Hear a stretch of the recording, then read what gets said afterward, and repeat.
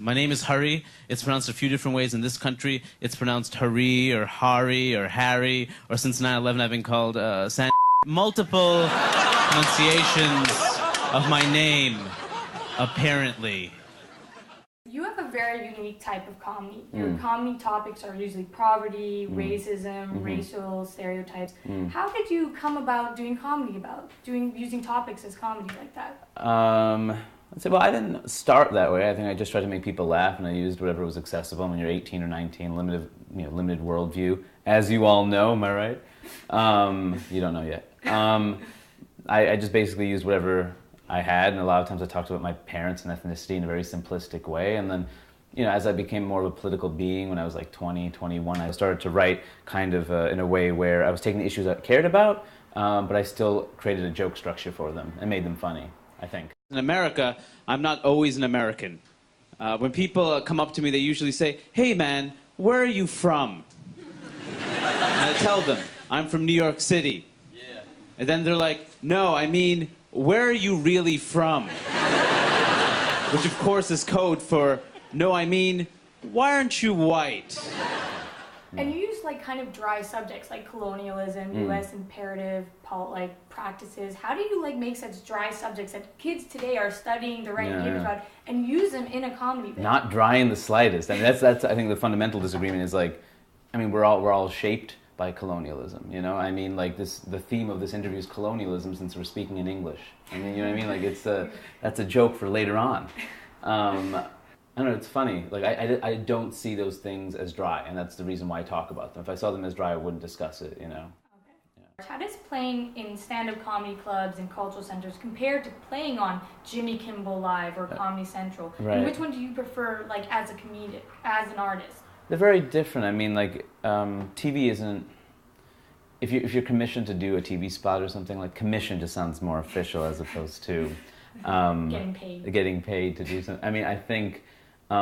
you're playing to a TV audience, you're somewhat restricted, you have to play it smart because you know what will get edited out, it's a different kind of thing. So it's art, but it's a specific kind of way of presenting art, as opposed to just performing live and you're not worried about cameras or who's going to see it later, you're in the moment. I didn't start out wanting to be a comedian, I did it as a hobby, something I always did on the side, I loved doing it.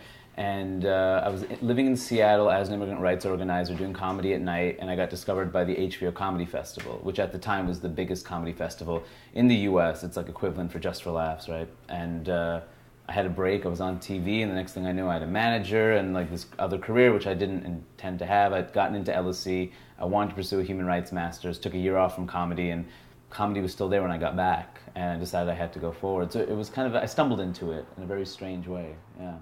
You're doing a project with your younger brother, The Untitled Kondabolu Brothers project. The Untitled. How does it feel working with your brother? And does that affect your relationship? Or do you guys kill each other over creative differences? It's always my biggest curiosity. No, I mean, we always got along, so we never had an issue with that. And the show is really the show is so free form and loosely structured.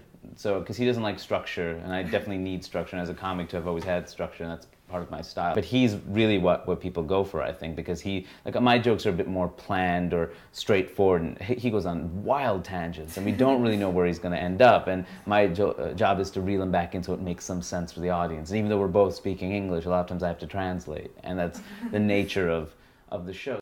Is there any advice you'd give to a university student who's trying to start up their stand-up comedy career? You fell into it by accident, but if you could change anything that you did wrong, what advice would you give to someone else? I mean, I wouldn't change anything I did. I actually felt like I did it the way that worked for me. I did stand up as much as possible at open mics at university. I mean, that's a great thing, is that you have really supportive audiences at universities because they're your friends, or if you're one of the few people doing comedy or doing stand-up, you stand out more, you can take risks. Just take advantage of that. And just because you're at a university doesn't mean it's not real. It's still stage time, it's still practical, you're still learning skills, you're getting over nerves.